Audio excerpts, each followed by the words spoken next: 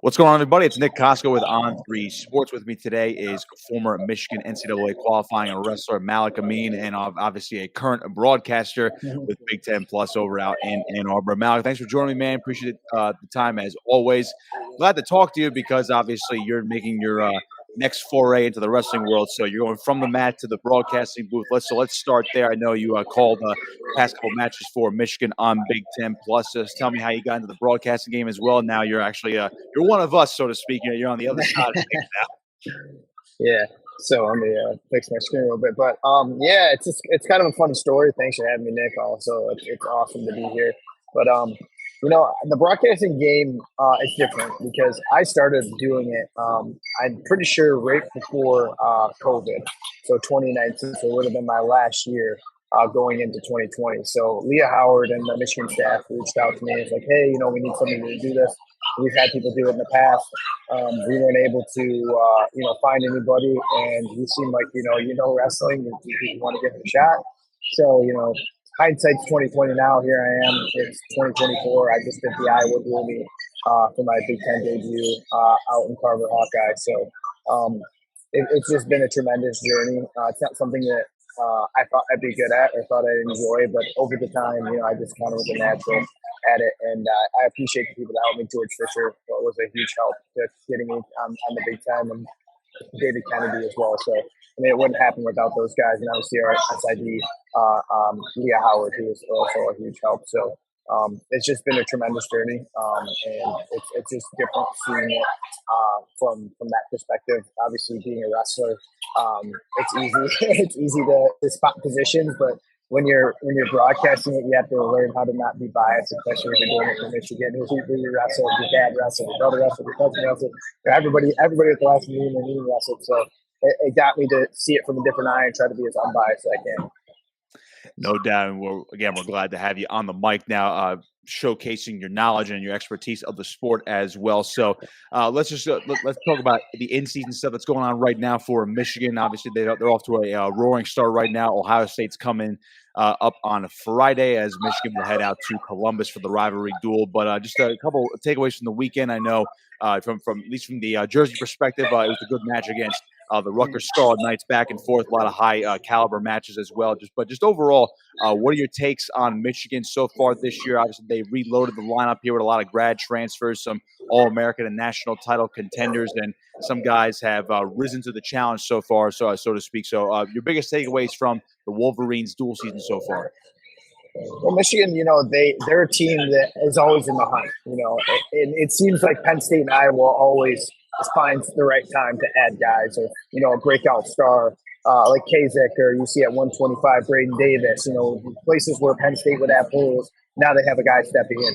So, Michigan's always been in the hunt. When I was back in school, we finished 4th and 5th with some good teams, and now finally in 2022 they had the chance to win the national title. And Michigan ended up not happening, just some injuries and some performances that weren't quite what we expected out of some of those guys. But I think Michigan this year really has a chance to compete with Penn State.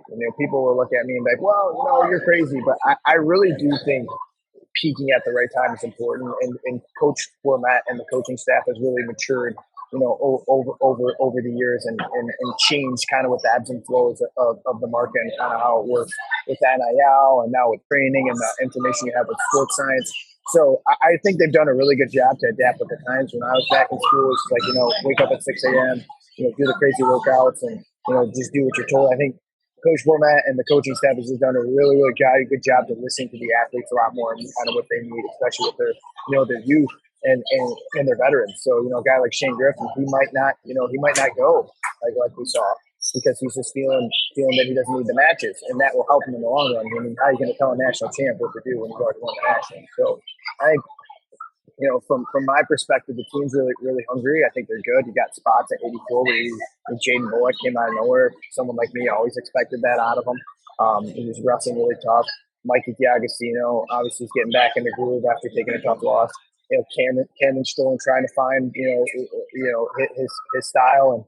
And, some of these guys I'm just not worried about. People in the comments and stuff on Instagram and Twitter are talking about, Cameron, Shane, and we've seen him close matches. At the end of the day, I had this conversation with my brother and my uncle just about the NCAA tournament. And just talking to him and really specifically. I mean, if you get 3 pins at the NCAA tournament and you're in the wrestle match, you're not really scoring that many points, but you could win every match by 1 and be the NCAA finals and score a bunch of points. So at the end of the day, it's just about getting your hand raised. And I think, Michigan's not a team that, scores a bunch of bonus points, but I think they have a legit chance to compete with Penn State. Well, that would certainly be quite the race at NCAA's in Kansas City. But before we get to, of course, those 3 days in March, there's a big dual meet on Friday night in Columbus, rivalry duel. You know all about this being a Michigan man. Obviously, the rivalry has spilled over to mostly a football thing right now due to Michigan's success on the gridiron. But, of course, on the wrestling mat, it is no different. There's been some absolute classics between the two schools. What are some of your fondest memories from this rivalry, whether it be hosting Ohio State and Ann Arbor or going out to Columbus and taking on the Buckeyes? Well, it's funny because I never won against Ohio State. I always had a guy named Keyshawn Hayes and Michael Jordan. But I love those guys. This is such a funny thing about wrestling is when you're competing against those guys, like they're your worst enemies. But like now, you see them and you give them a big hug. Anthony Ashnault, one of them. Like Ashnault and I competed, a couple times. Most of the time he took it to me, but some of the times we'd have close matches. But it's funny when you look back and at the rivalry and like what it means to Michigan, Ohio State. Like in the moment, of course you want to win. Like winning in Columbus is awesome, especially in the new arena. And we got the wrestling basketball arena, which is awesome. But they have this brand new arena. You go down there, you got the Michigan rivalry. But I just think it's different in a sport like wrestling. I think that the fans see it from a different perspective. When you're wrestling out there, of course you want to win. Personally, I don't look at it and from any different perspective. You go to Bryce Jordan, you wrestle Penn State, there's 20,000 people screaming against you that you suck and you're sawing and stuff like that. It's just, I don't think people understand from an athlete's perspective. You don't hear any of that. You just kind of focus on, getting the next takedown or, scoring points and getting your hand raised. So, when I look at the rivalry, like it means a lot. Definitely in the past, we beat Ohio State my senior year. Yeah, I got my butt beat by Micah, but we won that. Mason Paris stepped up and won that duel for us. But looking back, it's like, you see those guys, Kyle Moore, Miles Martin, they come over, we train with them. It's funny when you go back to look at it, and I really do miss those moments with those guys because, it gives you something to talk about after you're done wrestling. You remember when we wrestled you guys here, remember that close match that Miles Martin and Don Applenader had, or Miles and Bo Jordan had. It's just, once you grow away from the sport, I think you can understand this, is that the relationships you make from wrestling are, undying. And sometimes I think people put too much into like the rivalry and stuff. At the end of the day, wrestling is just a sport. It's something that we do, and it's great. It's a great sport. I think it's the best sport in the world for young kids to do. But looking at like the rivalry and stuff, like of course it means a lot to the coaches and it means a lot to the fans. But I think for the athletes, especially for me, I just love the opportunity to go out there and compete. My mom was born in Ohio. I've always loved Ohio. So it's great to go down there. And even sometimes the fans, I think when you go out there and you put on a show and you just go battle, they have respect for you. So I think, hats off to Ohio State, Iowa, Penn State, all the big Rutgers, all the Big Ten schools, because I think when you go out there and compete at a high level against these programs, you can call it in-state rivals, Michigan State too. After you're done wrestling, you just realize you don't really get something like that again. No doubt. And again, it will be the latest chapter in a great rivalry on Friday night. So let's talk a little bit about the match that's coming up against the Buckeyes. Again, the first matchup that comes to mind, again, it's just loaded down the line. You go from 125 all the way to heavyweight, but 133 seems to be the one that a lot of people are circling. Dylan Ragusin for Michigan, who stepped up. Was supposed to redshirt this year, but it seems like he's going to be in the lineup the rest of the way. He's still undefeated. Nick Bouzakis of Ohio State as well, one of the best in the country, a young buck as well. What do you make of that matchup? And again, as long as the duel doesn't start at 125, that's going to be one of the ones that could determine it early on. Yeah, I'm so glad that Nick's getting back and getting to his groove. He was a highly recruited guy from out of high school. Didn't really have the start that he wanted. I think a lot of people forgot about him. One of the only 4-time, Super 33 champions. And it's good to see him back, for the Buckeyes. And that's as an Michigan fan. And obviously, you have to see it from a different angle now for working for the Big Ten Network. But Dylan on the other end, super hungry. Unfortunate circumstances happened to Chris Cannon. Hopefully, he'll be back next year. It's really not his fault. And some concussion stuff, and the doctor's not allowing him to wrestle. But I'm just very proud of the way that Dylan's been competing. And, over the past kind of a couple of years, you'd see him go up and down and kind of, his attitude probably, was kind of all over the place. But now he's just locked in there. And you see it in practice. You see it in the matches. I think he's a very, very dangerous guy at 133. And we saw the match against Miguel and how that ended. So, I would never count him out. Unfortunate circumstance at the NCAA tournament last year between him and Jesse Mendez. That match could have gone either way. But I think, that's one of the, I'd say one of the things that's fueling Dylan this year is to finally get on that podium. That's not the top of the podium. So I think 133 is an interesting matchup. I also like 141. Jesse Mendez is tough as nails, tough as they come. Yeah, I really was one of the guys that was kind of recruiting Jesse to come here. But unfortunately, those Cedar Lake guys, like the lead this year. No, I'm just kidding. I'm surprised you're mad at me. But yeah, Jesse's super tough. But Sergio Lemley, man, he's just been a force at 141. We saw that, that match on Friday against what's his name? It's going to bother me. Phil Bartlett, and then on Sunday, two big wins. Mitch Moore, one big win on Sunday, and then a close match could have been winnable match on Friday. So I'm really excited to see that match. Obviously, Jesse's just so hard to wrestle because he's so good in every position and freestyle. Obviously, one of the best guys in the country, too. So I think 141, back-to-back, we're going to have two really good matches. Malik Amine with me here on On3 Sports, previewing some Michigan wrestling against Ohio State on Friday and talking all things college wrestling. Malik, just a little bit more on this duel coming up on Friday. We run down the entire line. Austin Gomez is back and ready to go on Friday, and obviously he has a big match against Dylan D'Amelio if he's back in there. Will Lewan against Patty Gallagher on these projected lineups. I mean, you just go all the way down. One of your family members, of course, Cam Amine taking on Bryce Hefner, a familiar foe right there. Talk a little bit about that, too, considering he lost to Hefner, and if my notes are correct here, in 2022. So these guys have seen each other before. And again, another toss-up bout between Michigan and Ohio State. When you look at a match that Cam Amine has against a guy like Bryce Hefner, knowing that Amine has lost to him before, what does that do for you mentally? How do you prepare for that, knowing that it's been well over a year since they last wrestled each other as well? Well, you look at the matchups, and I think it speaks a lot to how good Bryce has been. A guy that hasn't really had a chance to get in the lineup and kind of in and out of it with injuries. Finally reaching his full potential, really good high school wrestler. I think had a good COVID year too. During that year, 2021 year, you saw him in some of those extra matches. So, up at 165, which is surprising. Obviously 157 is Patty Gallagher, so I think that's probably more of a coaching decision. Carson, I don't know how Carson ever made 165. I've known Carson forever.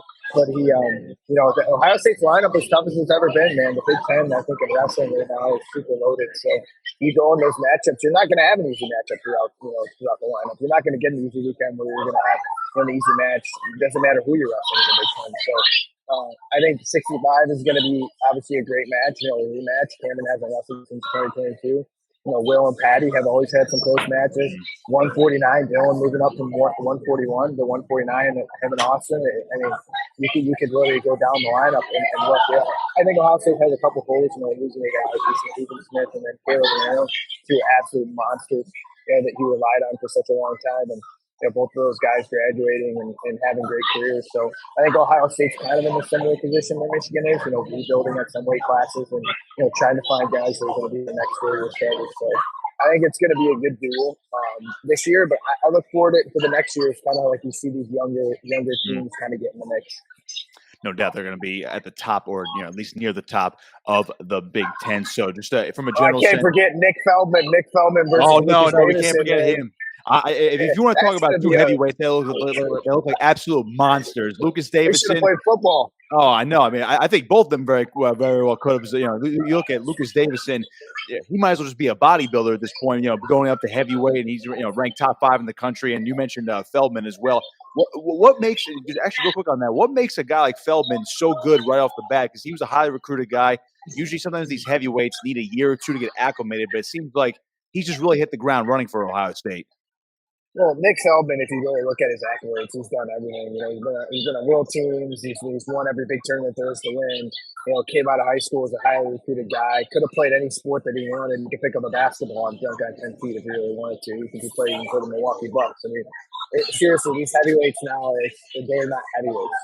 I mean, you go and look at any school, top school, especially in the Big Ten. You go up and down. Every single guy could be playing other sports. Mason was one of them. Adam Kuhn was one of them who actually did. He played football for the Tennessee Titans. Gable, if he really wants to do anything, that guy, he could be, the next WWE star. Or you could see him playing for the Philadelphia Eagles. It's so impressive to see the heavyweight weight class evolve. I think seeing where it kind of started, I think that era with like Tony Nelson and Nick Gostowski kind of really started to shift a lot more. It wasn't the traditional Rulon Gardner heavyweight. Now you look at these freak athletes that probably should have played football and now they're wrestling. I think you had that Ben Cuter from Iowa. It's the same way he is playing football and he is wrestling. So I think Feldman is in that mix, and Lucas is in that mix of guys that you kind of scratch your head like, man, why are they wrestling? You could play any other sport, why this? But also, you got to take hats off to those guys that pursue their dreams and understand that. I think wrestling is such a unique sport where they have a tremendous opportunity to write their name in history. So I think guy like Feldman, guys like Lucas Davison, Jaroslav Sabakowski, like all those guys. I mean, I think any of them could have played sports, but choosing wrestling, I think, is super huge for them and their commitment to the sport.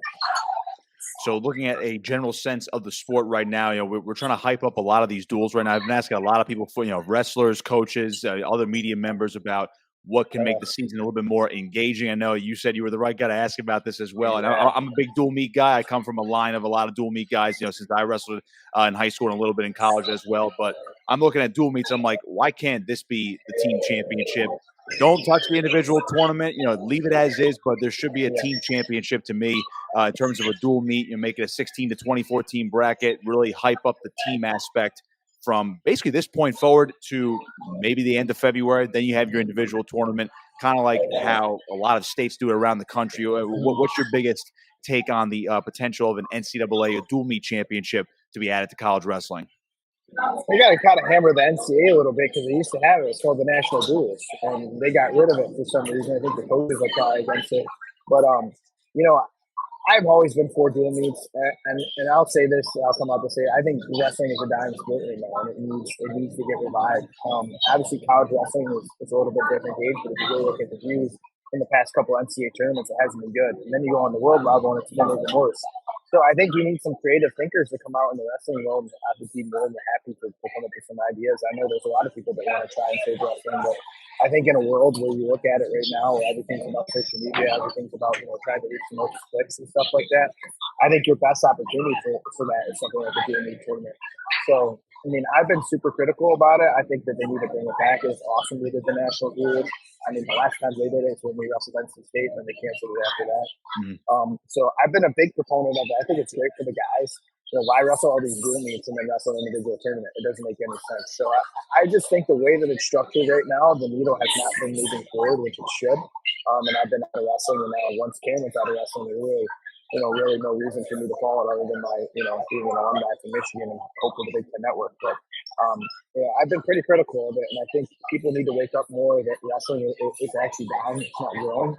And nobody wants to talk about it. Everybody wants to talk about, the good stuff and all the good stuff's happening between that south and in the room is how do you get more people to watch the sport? And I think the best way of doing it is either, you partner with somebody like the UFC and you become a feeder sport for the UFC, which we've seen a lot of guys going to the UFC coming out of wrestling, or you got to make drastic changes at the college level because that's where you're sending guys after, and you're sending them from high school to college and hopefully the Olympics. So I can't solve for the UWW, but I think for college, I think the first step that you make is make it to a two-week tournament. And I guarantee you put it in a place like Iowa, you put it in a place like Penn State, or you put it in Oklahoma, that thing's going to sell out.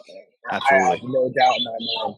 So it's just the logistics of doing it and getting people on board to do it because, at the end of the day, I think people understand that it's super important to win an NCAA title for, your team from the individual aspect. But it's going to be a layover of a couple years before people start taking it seriously as much as they do the NCAA tournament.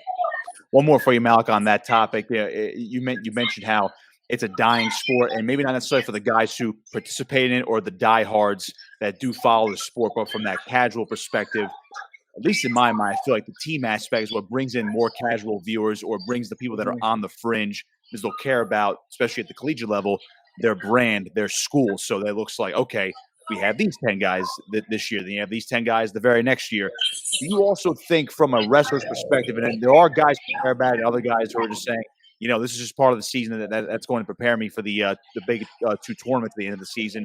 Do you feel like if you emphasize the team aspect and actually put something on the line every season, would that cause these guys to be more engaged throughout the course of the season? And also, I know there's different circumstances where guys, maybe they have to sit out a weekend here or there because, they have a lot of wear and tear. But sometimes, everyone accuses everybody of ducking at this point, so it seems. So would you think that a bigger team aspect on the sport would actually help at least maybe curb that problem a little bit and maybe get these guys a little bit more engaged for what is a long season from mid-November to March?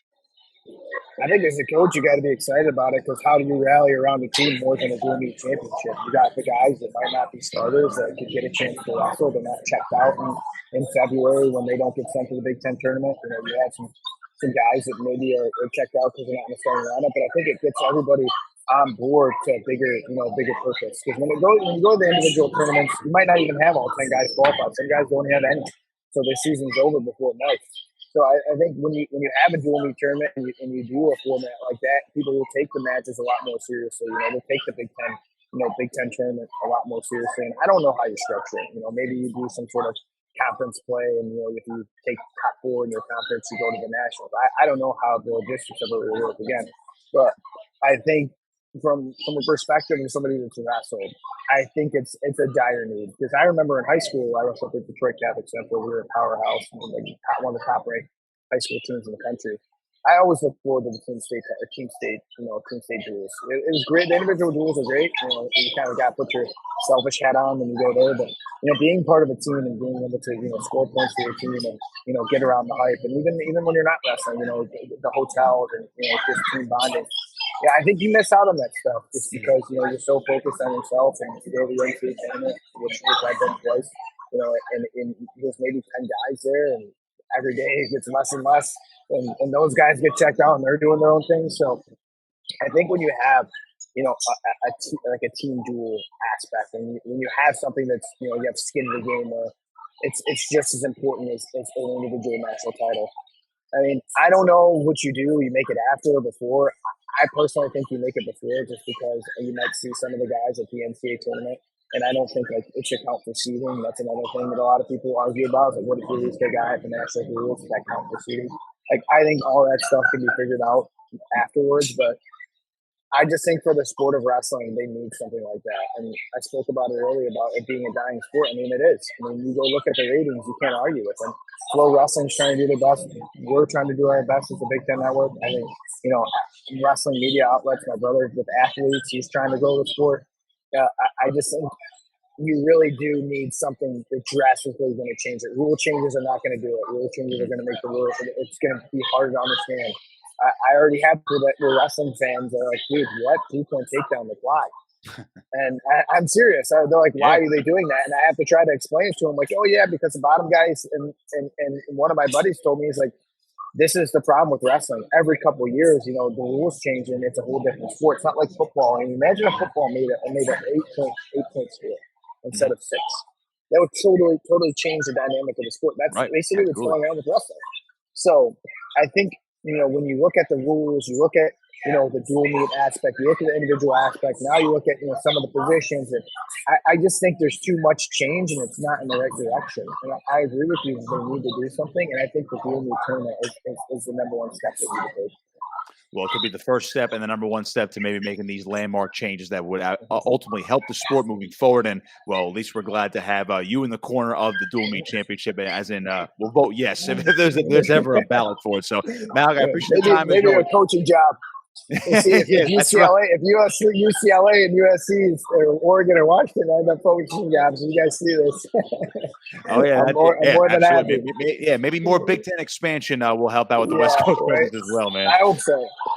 No doubt, Malik. I appreciate the time as always, my man. Glad to talk to you, of course, and hoping to talk to you down the line, seeing you out there at Big Ten and of course NCAA's later this March. Awesome. I appreciate you having me, Nick. All right, Malik Amine with me right here on On3 Sports.